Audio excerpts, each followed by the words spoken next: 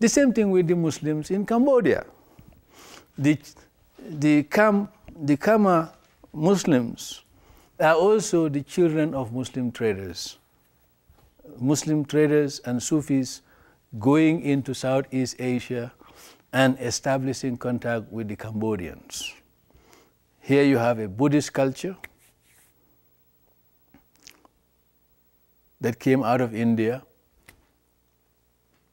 and Sri Lanka, now coexisting with Islam. And those Cambodian Muslims found themselves in that kind of situation. Now, the Cambodian Muslims are very small compared to the Muslims you have in Vietnam. But they are part of that reality in Cambodia. And so even today, as we speak, there are Muslim Cambodians.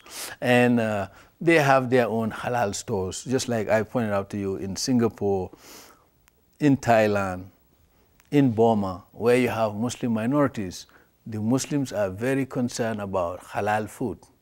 And they make sure that while maintaining their masajids, they also have places where they can eat halal food. This is true in Cambodia and Vietnam as in Thailand and Burma. The Burmese Muslims, of course, mainly came out of Bangladesh, what we now call Bangladesh, because they can come across. And they came with the British. There were a small minority of Muslims who predated the British presence in Burma, what is called Myanmar today.